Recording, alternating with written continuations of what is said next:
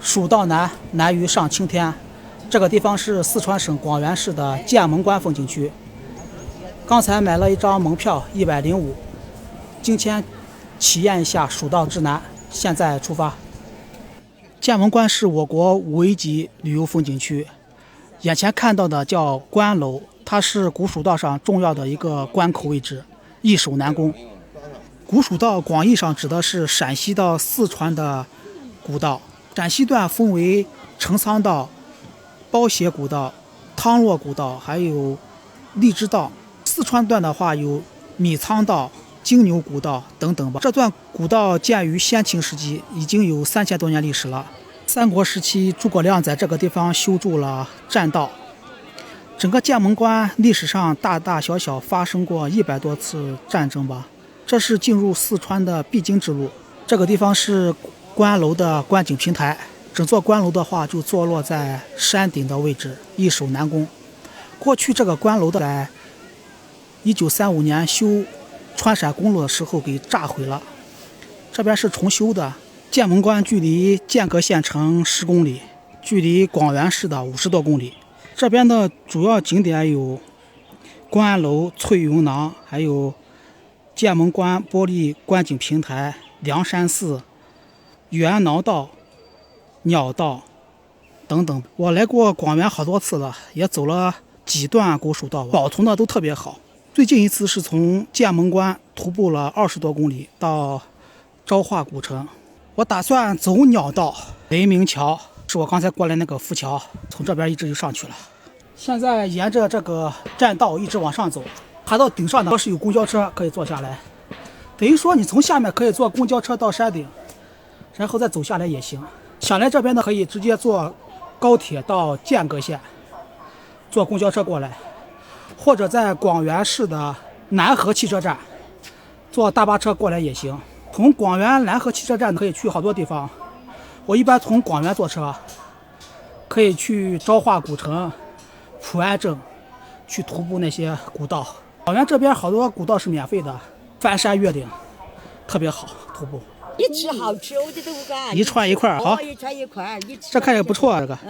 好了，我走了啊，边走边吃吧。贵啊！这个地方和华山一样，一路上都是卖吃的，吃喝啥都有，没必要背太多东西。这个豆腐干的话是剑阁县的特产，好吃，这可以当饭吃的。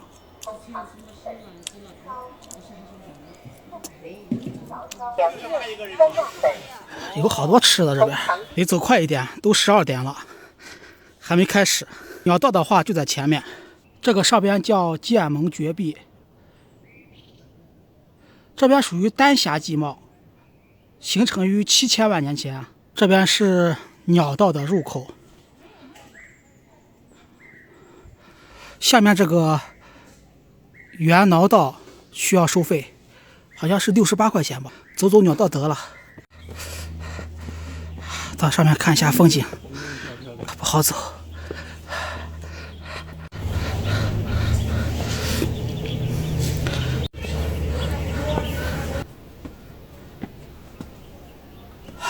西上太白有鸟道，这个鸟道长度大概是900多米，其中有400米的步道，宽度是30厘米，整个垂直高度的话是110米。这个鸟道比较好走吧，就是隔壁那个元挠道，那边的话60岁以上不允许走，现场要测血压。鸟道入口，这边只能1个人通过。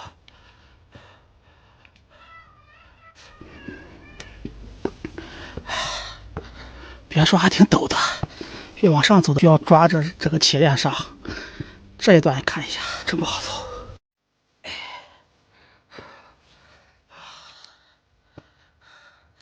这边台基属于80度左右吧，将近垂直了。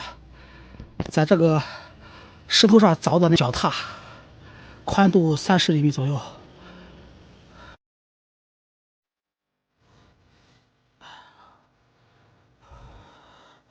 慢慢走吧。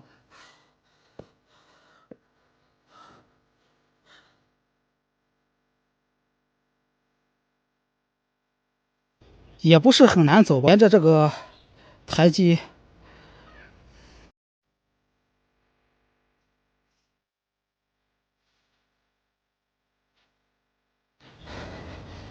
这边的话垂直都快90度了，挺好的，慢慢走。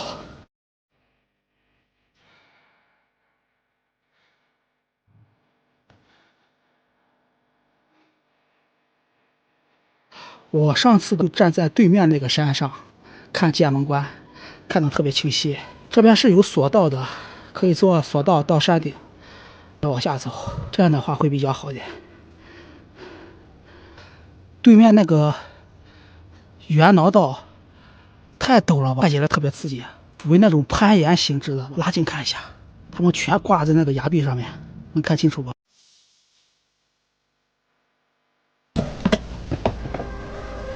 我这边越来越难走了。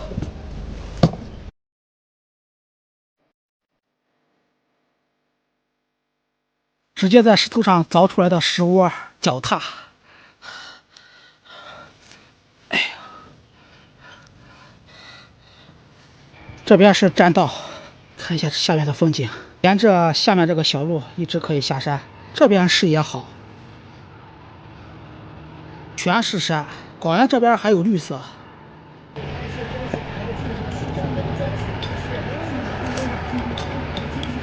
太窄了，不好走，我害怕把手机掉下去。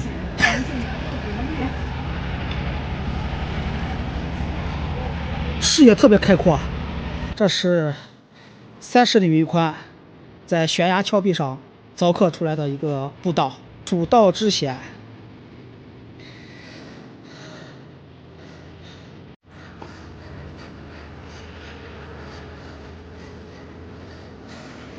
刚好可以通过一个人，胖人的话不适合在这边低头。沉浸式体验一下剑门关的鸟道。我不佩服走这个鸟道的人，我是佩服修这个鸟道的人。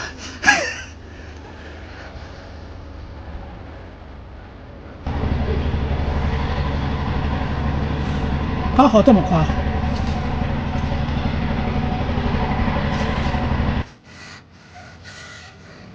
这一路的话是缓慢向下的，别说刚进景区大门的话，感觉挺没意思的，到这个地方感觉还挺好。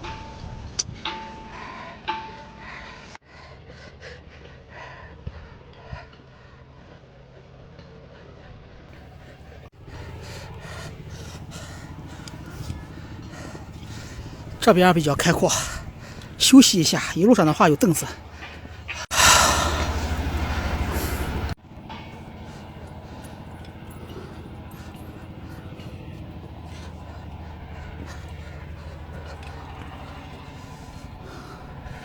感觉还好吧，没那么吓人。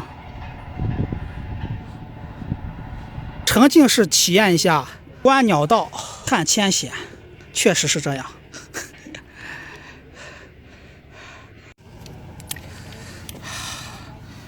说老实话，有点胖了，感觉背个包的话不合适，过不去了。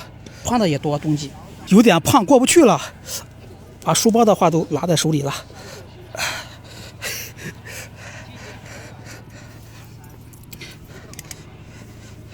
挺好玩的，看一下下边。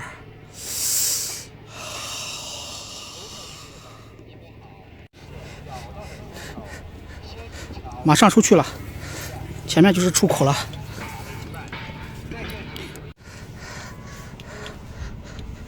我都想回去再走一遍，挺无聊。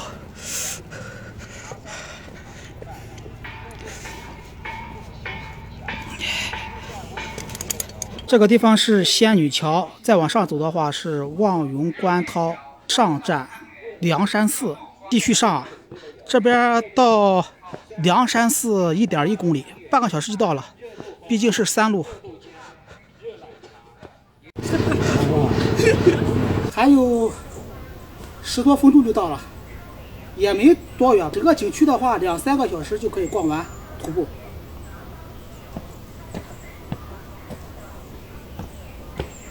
我已经到山顶了，这个地方是索道，从山下可以直接坐索道上来。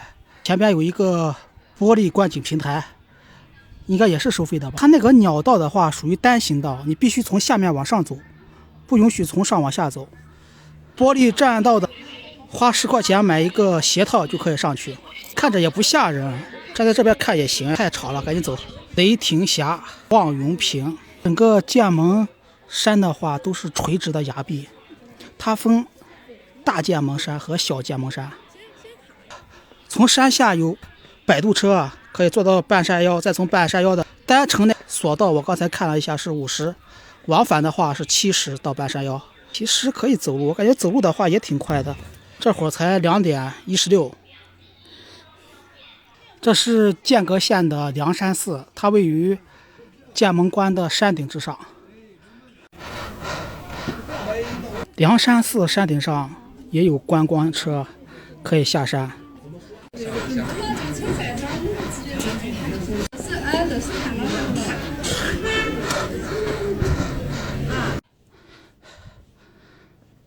这个地方叫舍生崖，剑门关的最后一个景点了，海拔只有1000多米吧，这个山顶。